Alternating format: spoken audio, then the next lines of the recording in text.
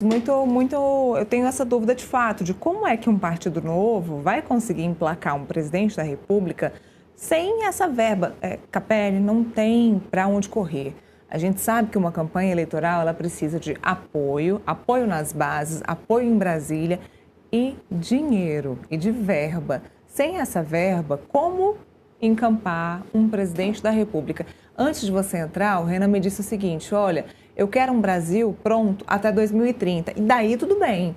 Se ele quer entrar agora e emplacar um Brasil até 2030, emplacar um candidato, ou tentar começar mudanças até 2030, aí eu até entendo que até lá ele consiga aumentar uma bancada, conseguir parlamentares, mudar o jogo político. Mas daqui para o ano que vem é um pouco complicado.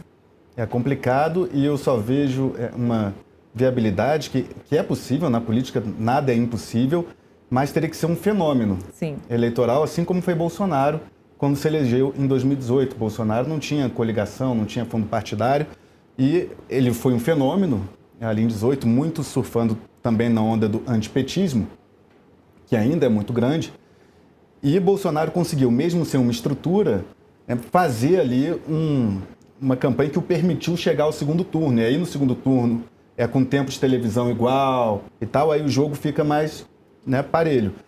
No Rio de Janeiro a gente teve o caso do Witzel também, que foi um candidato a governador pelo PSC, um partido pequeno, que não tinha fundo partidário, não tinha alianças, e conseguiu chegar ao governo do estado também como um fenômeno eleitoral. E aí tem que ser aquela campanha mais performática. Recentemente a gente teve Pablo Marçal em São Paulo, que foi candidato por um partido pequeno. Sim. E acabou chegando ali quase ao segundo turno. Foi ali o terceiro candidato mais votado à Prefeitura de São Paulo. Então, eu vejo que para uma candidatura sem fundo partidário ter êxito, ela tem que ser aquela candidatura que faça barulho, que faça muitas jogadas até mesmo de marketing, como fez Pablo Marçal, como fez Bolsonaro, como fez Witzel, candidatos que não tinham estrutura. Todos, olha só, até coincidentemente falando do espectro da direita e centro-direita, e que conseguiram, por meio de performances contundentes nos debates eleitorais e também por meio das redes sociais, amenizar essa ausência de fundo partidário.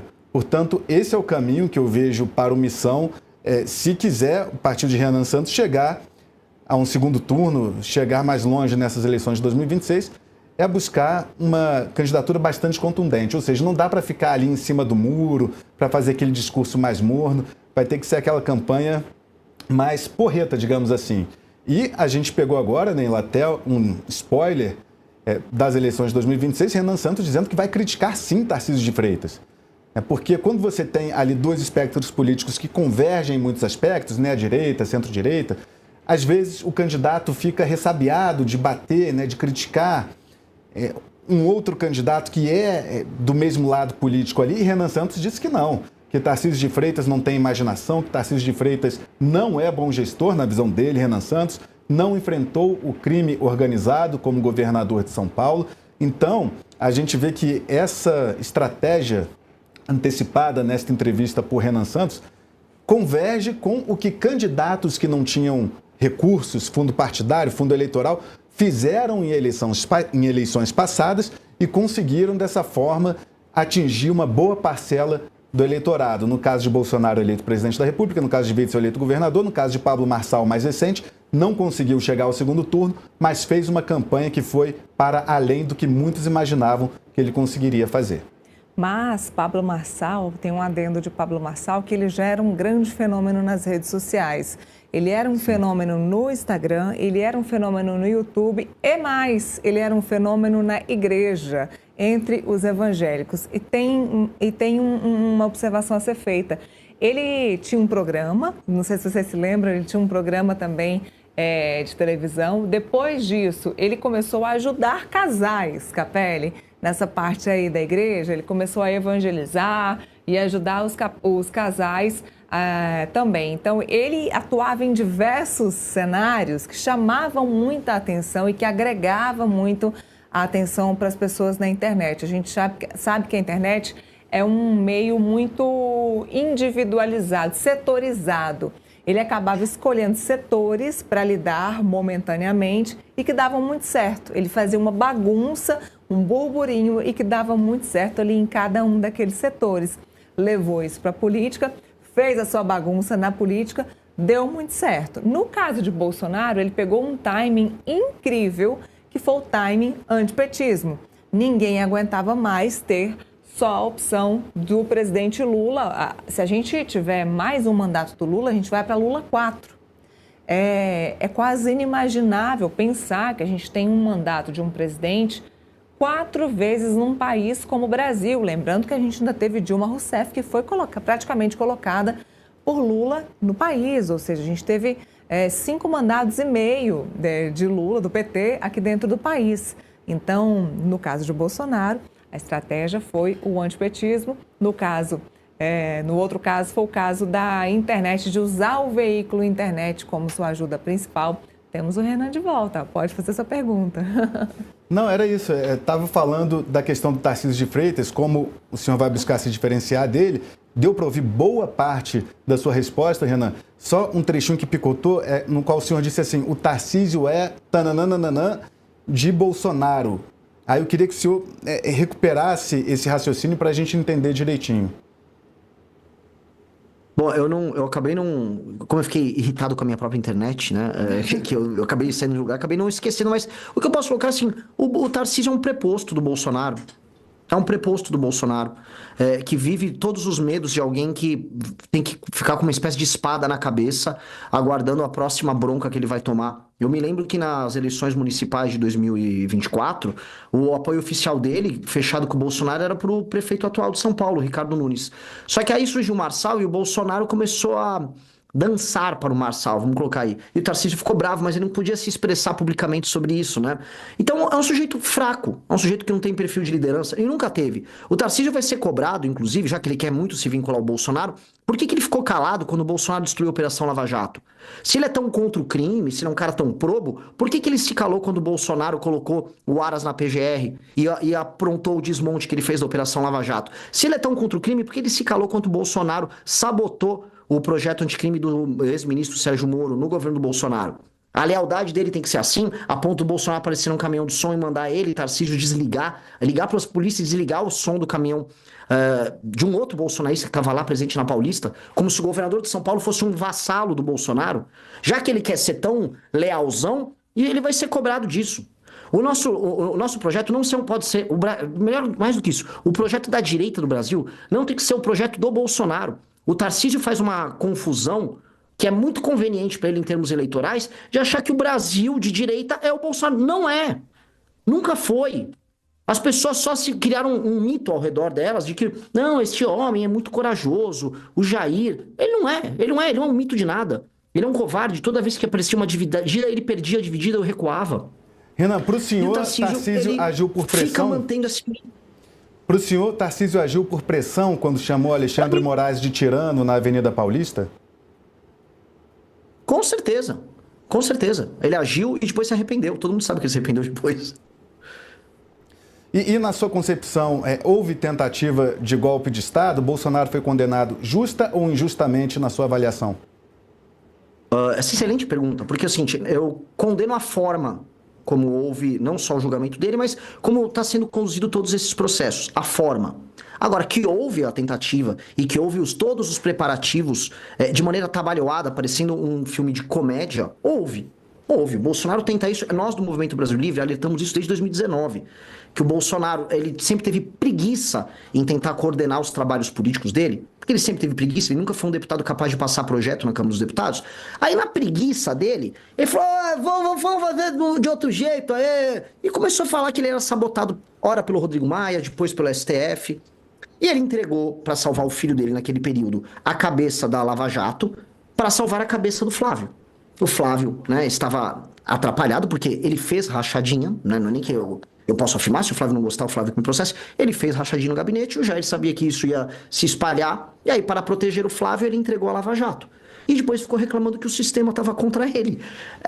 Né, então o Bolsonaro, né, esse enfrentamento dele contra o sistema, se deu muito porque, não sabendo governar e tendo medo das consequências, restou a ele a antiga quartelada, né, que é uma coisa super latino-americana. e tentou e fracassou. Mas, na sua avaliação, ele foi condenado justa ou injustamente?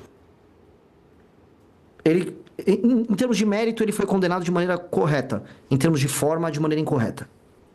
Renan, estávamos falando aqui sobre a questão de fundo partidário e fundo eleitoral. Vocês começam uma campanha para 2026 sem o fundo partidário.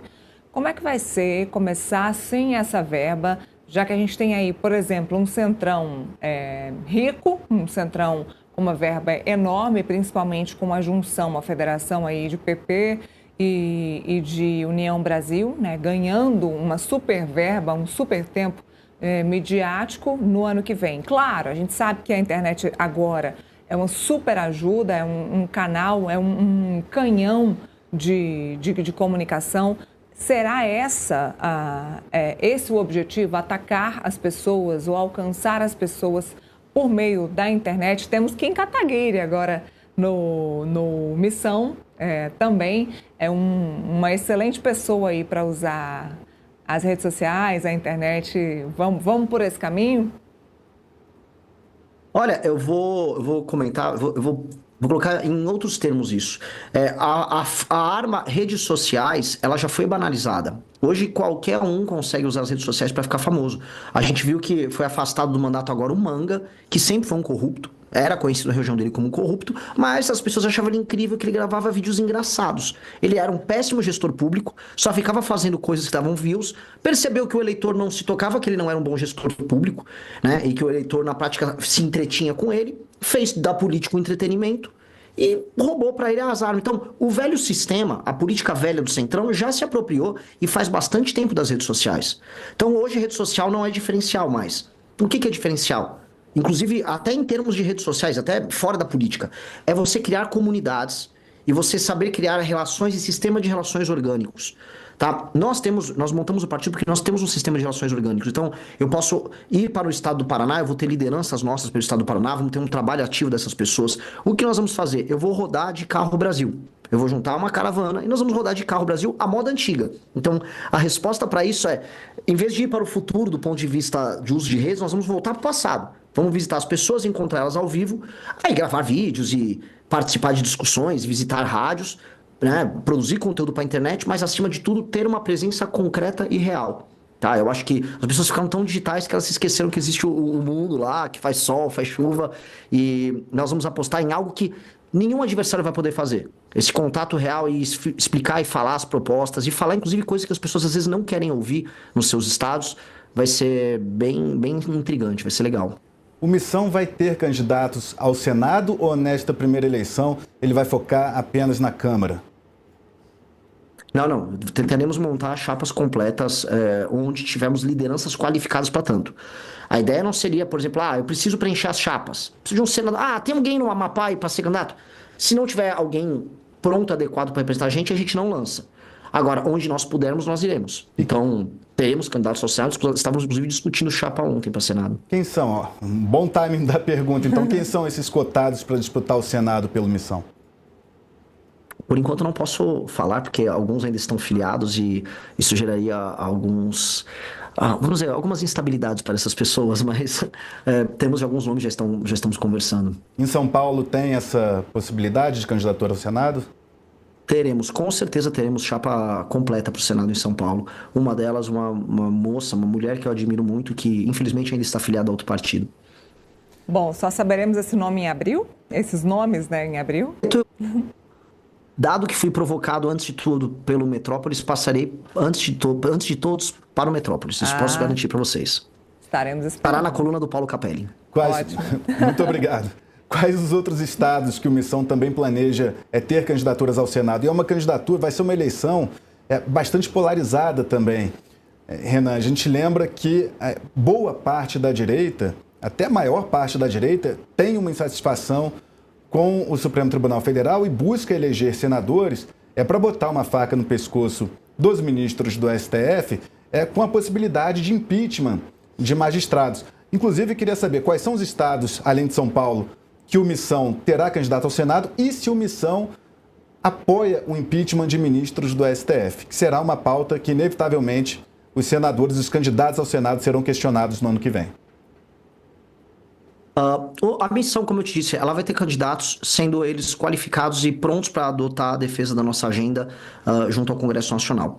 A principal pauta de um senador nosso, e no que eu acho que tem que ser a principal pauta de qualquer senador da República, tem que ser a questão da segurança pública. Existem muitos projetos que passaram na Câmara e que estão basicamente na mesa do Alcolumbre para serem votados. O Kim Kataguiri, só ele tem 2 ou 3 na área de segurança pública e simplesmente o Alcolumbre não põe para votar. Naturalmente, já para entrar na tua pergunta, que é uma pergunta que as pessoas costumam ser escorregadias para responder, né? Sobre a relação com o STF. O Senado, por si só, institucionalmente, ele é, vamos dizer, o check and balance do STF. Né, para a galera que está nos assistindo, existe um balanço de poder. As instituições, uma tem que mais ou menos fiscalizar a outra. O STF, quando um presidente nomeia um ministro para o STF, esse ministro ele tem que passar por uma sabatina do Senado. O Senado sempre libera, né? Quase ninguém, quer dizer, não conheço ainda uma história na democracia recente nossa de que a gente tenha barrado uma nomeação. Poderiam ter feito isso já. No caso do impeachment, nunca andaram. Mas, em tese, institucionalmente, o papel do Senado é tocar essas coisas. E deveria, e não deveria ser tabu. Estão tentando transformar em tabu uma discussão que não deveria ser.